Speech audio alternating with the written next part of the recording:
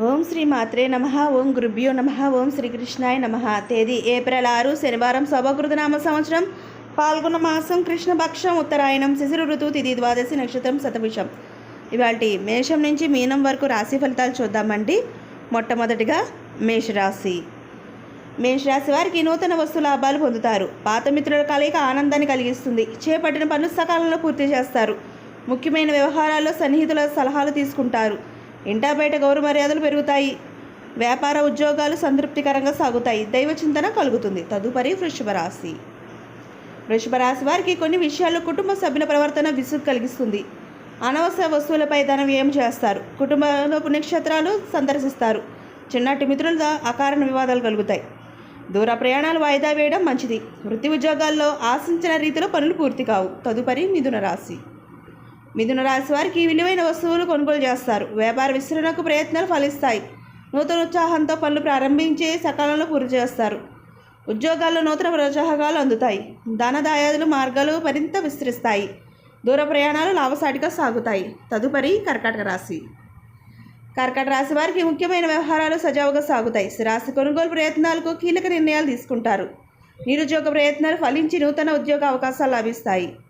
వ్యాపారాలు నూతన ప్రణాళిక అమలు చేసి లాభాలు అందుకుంటారు. ఆర్థికంగా అనుకూల వాతావరణం ఉంటుంది. తదుపరి సింహరాశి. సింహరాశి వారికి చేపట్టిన పనులు మధ్యలో నిలుస్తాయి. బంధుమిత్రులతో స్వల్ప వివాదాలు ఉంటాయి. దూర ప్రయాణాలు వాయిదా పడతాయి. ఆరోగ్య విషయంలో కొంత జాగ్రత్త వహించాలి. వృత్తి ఉద్యోగాల్లో బాధ్యతలు సమర్థవంతంగా నిర్వహించి ఇబ్బందులు ఎదుర్కొంటారు. వ్యాపారాలు మందగిస్తాయి. తదుపరి కన్యారాశి. కన్యారాశి వారికి చేపట్టిన పనులు మందకొడిగా సాగుతాయి. ఆర్థికంగా ఒత్తిడి పెరుగుతుంది. వాహన ప్రయాణ విషయంలో కొంత అప్రమత్తంగా వ్యవహరించాలి. పాత రుణాలు తీర్చడానికి నూతన రుణ ప్రయత్నాలు చేస్తారు. ఆధ్యాత్మిక చింతన కలుగుతుంది. వృత్తి ఉద్యోగాల్లో ఒడిదుడుకులు పెరుగుతాయి. వ్యాపారాలు అంతంత మాత్రంగా సాగుతాయి. తదుపరి తులారాశి.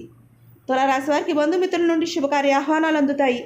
వ్యాపారాల్లో శ్రమకు తగిన ఫలితం పొందుతారు. ఉద్యోగాల్లో నూతన అవకాశాలు లభిస్తాయి. ముఖ్యమైన వ్యవహారాల్లో జీవిత భాగస్వామి సలహాలు తీసుకోవడం మంచిది. చేపట్టిన పనులు సకాలంలో పూర్తవుతాయి. విద్యార్థులకు అనుకూల వాతావరణం కలుగుతుంది. తదుపరి వృశ్చిక రాశి. వృశ్చిక రాశి వారికి ఆధ్యాత్మిక సేవా కార్యక్రమాల్లో పాల్గొంటారు. సమాజంలో గౌరవ ప్రతిష్టలు పెరుగుతాయి. శత్రు సమస్యల నుండి ఉపశమనం కలుగుతుంది. చేపట్టిన పనులు అప్రయత్నంగా పూర్తవుతాయి. ధన విషయాల్లో సోదరులతో వివాదాలు సద్దుమణుగుతాయి. వ్యాపార ఉద్యోగాలు మరింత ఉత్సాహంగా సాగుతాయి. తదుపరి ధనుసు రాశి.